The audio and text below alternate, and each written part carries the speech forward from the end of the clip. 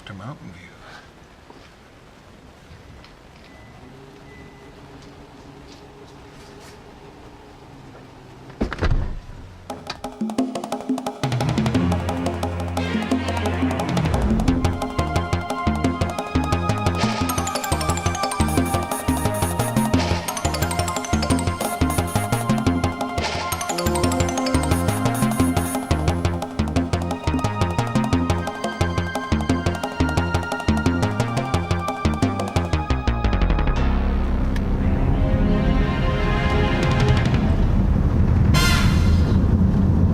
Looks like the place right there.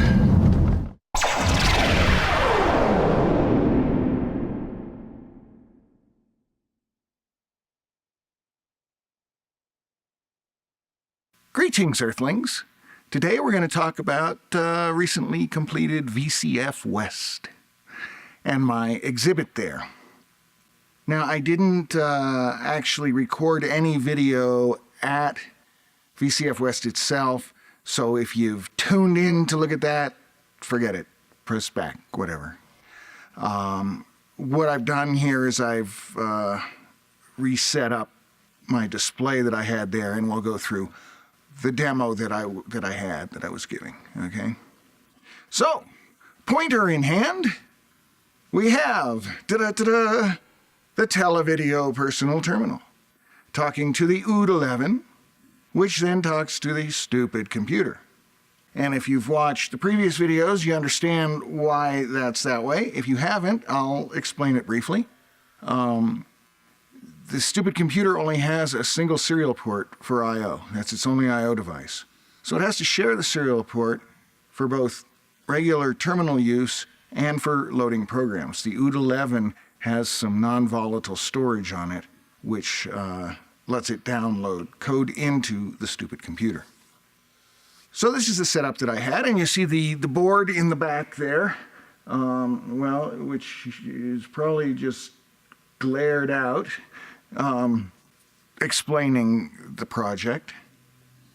And so let's power it up here, and we'll see what was actually being demonstrated. So there's a front-end program running in the OOD11, which reads that non-volatile memory and finds the programs that are stored on it.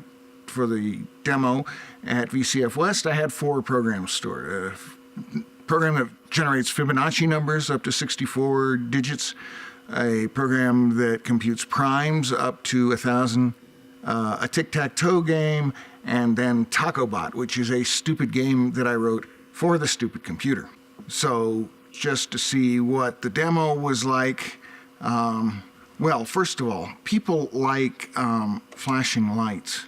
So I would leave it here in running the memory test so that it would catch people's attention with its flashing lights. But then they would come and we'll just run through all of them, probably in the order that I stated them. So Fibonacci numbers, okay. You select that. You see the asterisk here is the currently selected item, and then you hit return, and now it's telling us what to do. Press reset, and then load, and then press return. Okay. Blinky, blinky, blinky, the program is loaded. Now the one thing I left out, a bug in the code here, is that it doesn't tell you to press start on the stupid computer console. So I'll just go ahead and do that. Okay, so here it is, Fibonacci numbers. Now, this program doesn't pause by itself, but you can press any key to pause. So we press any key to start, we'll press any key to pause. I will press very quickly so that we can see at least that it starts correctly. Fibonacci sequence, for anyone who doesn't know, starts with 1, 1, and then you add those two numbers together to get the next number, and then you add the last two numbers together. So 1 and 1 is 2, 1 and 2 is 3, 2 and 3 is 5, 3 and 5 is 8, and so on, and we let it go. And I may have shown this in a previous video, I don't recall, but there it goes,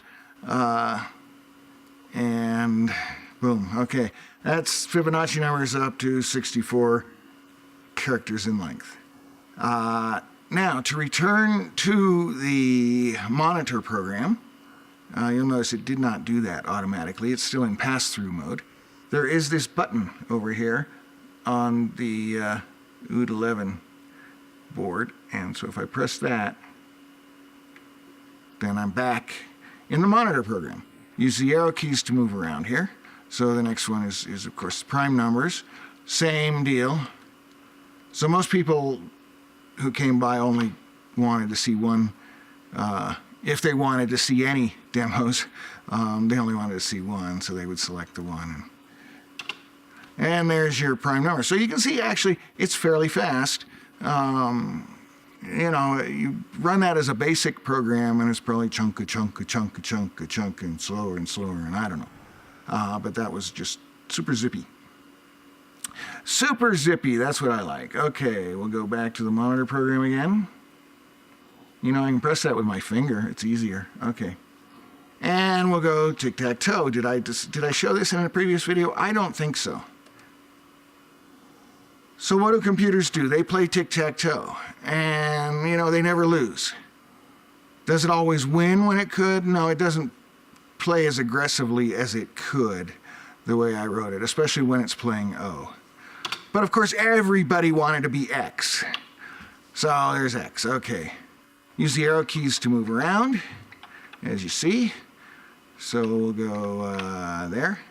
X, put an X there. Uh-oh, okay.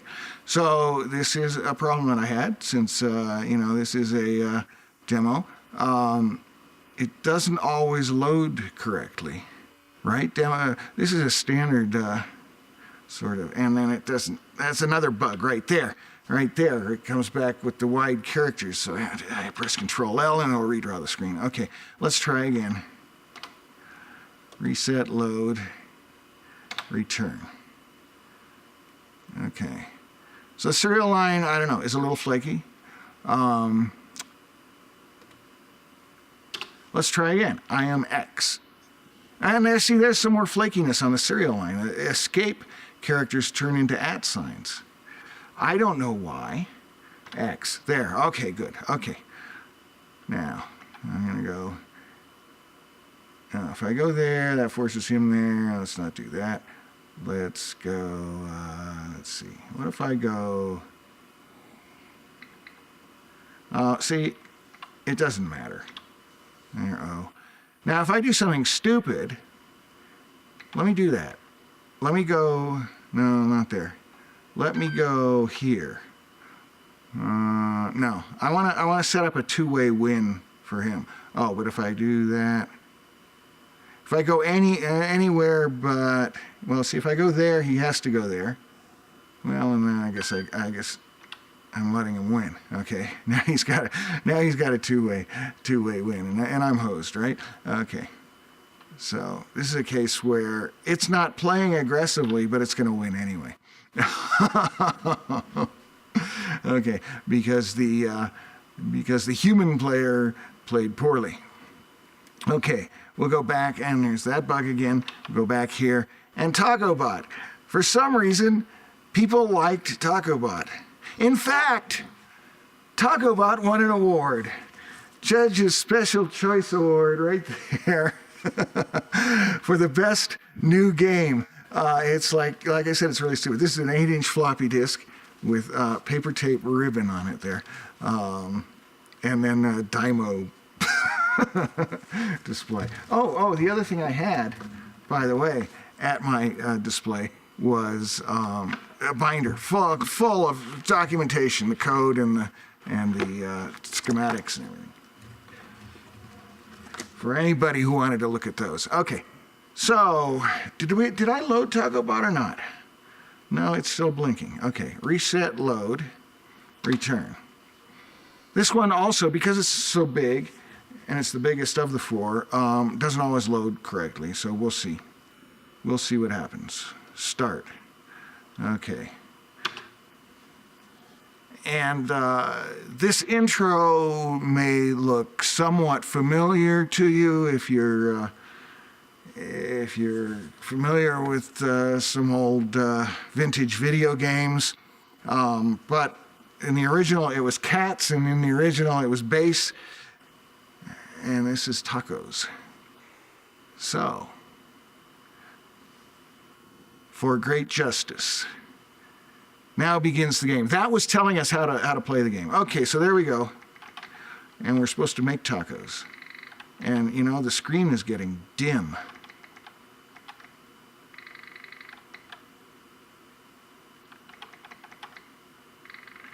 And there's a taco. So there, you see, I've got now one taco. And it sort of goes on like that. And occasionally rats come through. And rats will eat your tacos. And you can press the key to speed it up there. Okay, and then it drops down, and now you're down to 0 tacos. And there's another glitch in the serial port. So I haven't figured out exactly where that glitch is. It could be here, it could be here, it could be here. More than likely it's here or here, because we see the problem with the program load as well as with the terminal. So it's probably not the terminal, although somebody at the show did tell me that televideo terminals were notoriously flaky. So he thought it was the terminal. Who knows? I'll need to figure that out one of these days. And you see, do you get the idea? There you go, taco game. Make tacos. And the object, if you make 30 tacos, you win. But again, the rats will eat the tacos.